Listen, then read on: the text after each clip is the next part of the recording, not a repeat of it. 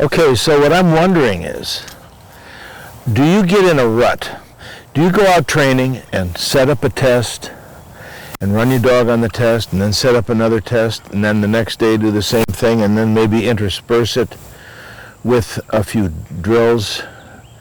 Or once in a while do you go out and really have some fun? So I'm going to admit that I all the time go out and have some fun. So the ways I do that is what I call going back to home plate, which involves teaching a dog to go back to what I call home plate. You know, there's so many possibilities of things you can do with this concept. Some people use a place board. The trouble with that is you can't see it from 100 yards away sometimes. In an advanced dog that's done this over a number of years, you don't need any place because you can say kennel and they go to the spot where you started. But when I'm around my home, I like to use a kennel because I can move this around and I can create situations that are fantastic for teaching. And I'm out here having a great time by myself with my dog. And so I'm going to demonstrate a couple of those things right now that you can do, and you can make up some of your own stuff to teach a concept that you hadn't even thought of without any throwers or helpers. So I'll just do a few things. Maybe I'll try to describe what I'm doing as I'm going along. Remember, first, I like to get the dog engaged with me. I like to play the game. Ready? Ready? Date, ready? Fetch, good. Okay, good. Sit. Very good. Date, out. Date, fetch. Okay. Fetch. Okay, good. Sit. Kennel. Sit. Good. Sit. Back. Good. See, I'm using this as just an excitement phase, just to say, let fetch. Sit. Out. Kennel. Okay, so that would just be a way to get something fun going. But then you can expand a little bit and start to use some commands that mean something. In other words, kennel means get in the kennel. Fetch or back means retrieve. So I can do something like this.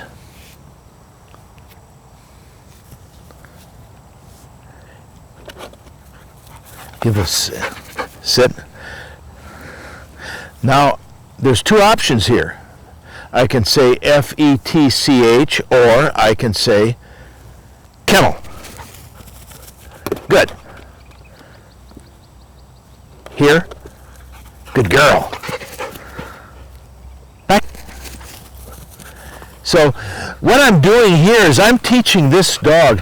You listen to me real close. What am I saying? Am I saying fetch or am I saying kennel?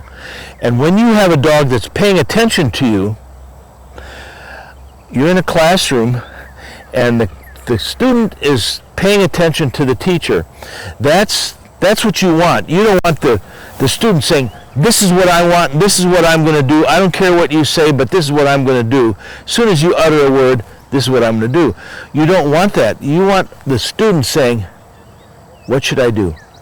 And when you get to that situation, now you have a process going where you can teach things so above what you couldn't teach if the dog wasn't even paying attention to you. You know, you go into a modern classroom, you got kids on their cell phones, they're playing around doodling and whatnot. Teachers up there madly trying to teach the kids something, but how can they learn? Because they're not paying attention to the teacher. So what I want is this student to pay attention to this teacher.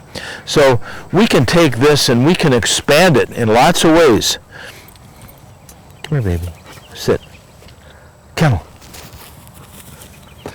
So you can make up your own way of trying to do things, but in a general sense, when you get this dialogue going and this kind of rapport, this trust, this language with your dog, then you're going to be able to say, wait a minute, I want to teach this, I want to teach that.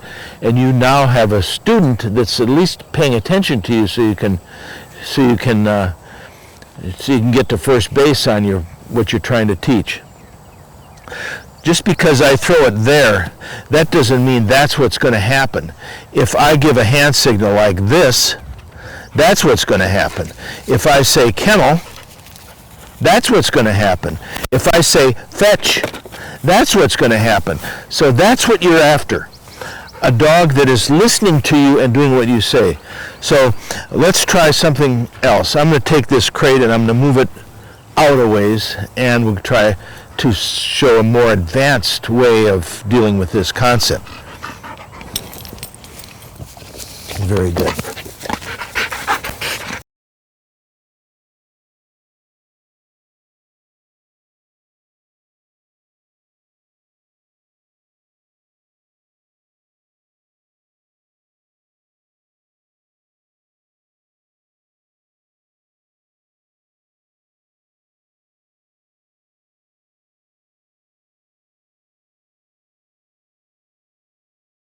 When you get yourself in a position where the dog really understands, going back to Homeplate, that it's a command, that fetch is a command, that back is a command, and you have this little repertoire, you can start dreaming up ways to advance both your relationship with the dog and the marking level and the command level, mark-blind combinations. As an example, I put the crate on the other side of that channel.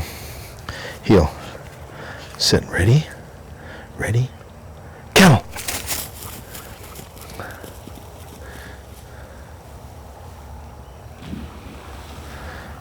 When this dog sees a kennel, it knows that the game is about to begin. She's going to start to have fun. So now you can make a decent mark from this range. Sit.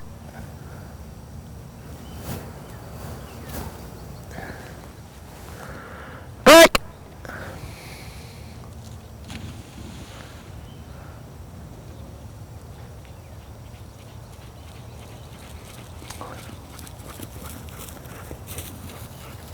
Hey. Good girl. Okay, so now you can start dreaming stuff up. As an example, let's say you do this. Sit. Sit.